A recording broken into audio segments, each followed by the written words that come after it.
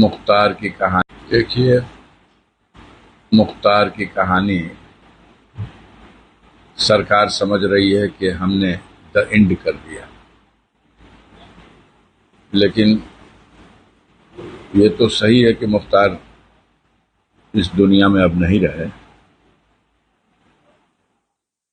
लेकिन जितने फूहर ढंग से सरकार के संरक्षण में उनके चहेते अधिकारियों ने दुर्दांत अपराधियों को बचाने के लिए मुख्तार अंसारी की हत्या करने की साजिश को अंजाम दिया है, जेल में जबकि वो न्यायिक अभिरक्षा में होते हुए सरकार की ही कस्टडी में है, तो जो राजधर्म है उसकी हत्या हुई है। अब कोई इसे अपनी बहादुरी समझ ले तो अलग बात है।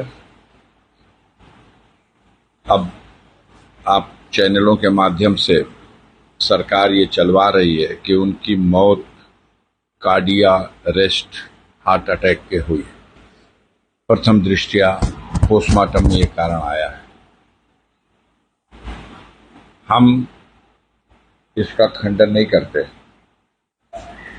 थोड़ी देर के लिए हम इसे मान लेते हैं कि उन्हें हार्ट अटैक भी आया है,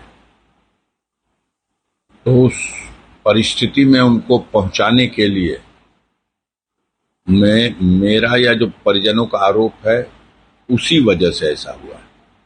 19 तारीख को मुख्तार को जहर दिया गया, जेल में खाने में मिलाकर जहर दिया गया। मुख्तार ने खुद इसकी कंप्लेन न्यायालय में कराई, उनके वकील ने हमें भी बताया।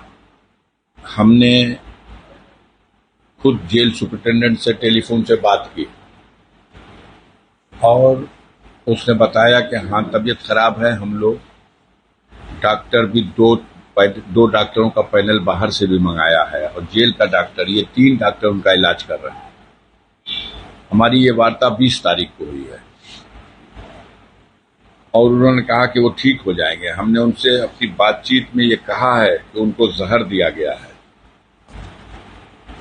और इससे पहले भी उनके बैरिक का खाना चेक करने वाले जेल के कर्मचारी बंदी रक्षक को भी इस जहर का असर हो गया था।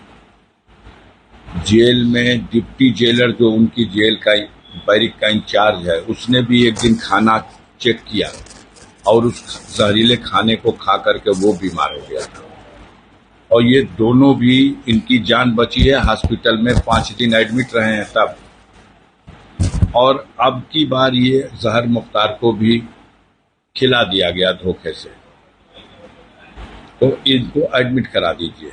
उसने कहा नहीं, ये ठीक हो जाएंगे, हम इलाज करा रहे हैं। उन लोगों को जो आप बता रहे हैं सही बात है, तबीयत उनकी खराब हुई थी, हमने एडमिट कराया था, लेकिन उसमें अलग अलग भिन्न भिन्न रिपोर्ट आई। एक में आया पॉइजन का, लेकिन दूसरे में आया कि गैस थी, तीसरे में कुछ और आया।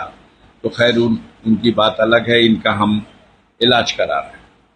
ये 20 को जब आप इलाज करा रहे हो, कह रहे हो ठीक हो जाएंगे, 21, 22, 23, 24, 25, 26, 6 दिन के बाद 3 बजे भोर में सुपरिटेंडेंट जेल बांदा ने रेडियोग्राम भेजा है मोहम्मदाबाद थाने पे और वहां से वायरलेस के जरिए मेरे घर आकर के पुलिस के कर्मचारियों ने एक दिया कि ये बांदा से आया है आपके लिए संदेश इस सुपरिटेंडेंट का। उस में लिखा हुआ है कि आपके भाई की हालत चिंताजनक है, हम इसे मेडिकल कॉलेज में एडमिट कर रहे हैं, आप वहां जल्दी से जल्दी पहुंचिए। जब हम वहां पहुंचते हैं 12 बजे दिन में, तो मेरी 12:30 पौने 1 बजे मुलाकात होती है। उस समय मुख्तार होश में थे, उनसे मेरी बात हुई है, लेकिन वो उठ के बैठने की स्थिति में नहीं थे, पेट बहुत ज़्यादा फूला हुआ था, उनका ब्लड प्रेशर अभी भी बहुत कम था, ऑक्सीजन लेवल कुछ मेंटेन हुआ था। उन्होंने बताया मैं जेल में बेहोश होकर गिर गया था और अब यहाँ आने के बाद धीरे धीरे मैं होश में आया हूँ, लेकिन हमारा इलाज अगर गंभीरता से लोग नहीं करेंगे तो हमारे बॉडी पे जहर का असर हो चुका है, मुझे जहर दिया गया है। सबके सामने उन्होंने फिर कहा। हमने डॉक्टर से बात किया कि आप रिफर कर दीजिए लखनऊ इनको पीजीआई के लिए या किसी और हॉस्पिटल में। तो उन्होंने कहा कि हम 3 से 4 दिन में इनको खड़ा कर देंगे। हमने कहा ऐसा मत करना कि इतनी देर तक अपने यहाँ समय बिता दो कि कहीं जाके इलाज ना हो सके।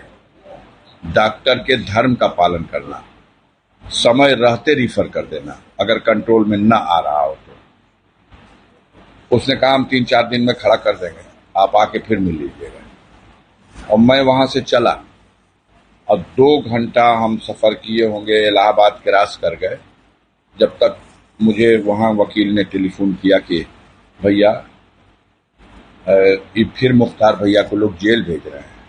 हमने कहा क्या हुआ? तो सारे डॉक्टरों से लिखवाया गया है, कुछ सादे लिबास में अधिकारी आए हैं और सबसे लिखवा लिया है कि मुख्तार फिट है, मेडिकली फिट है, इन्हें स्वास्थ्य की लाभ की कोई आवश्यकता नहीं है, इनके शरीर में फिलहाल कोई रोग नहीं है, फिट। और व्हील चेयर पे बैठा के उनको व्हील चेयर ढंगरा के ले आके एम्बुलेंस में लाद के सुबह में 4 बजे हॉस्पिटल में एडमिट किया जाता है और आईसीयू में डाला जाता है जहां क्रिटिकल पोजीशन में मरीज हो। 6 घंटा इलाज के बाद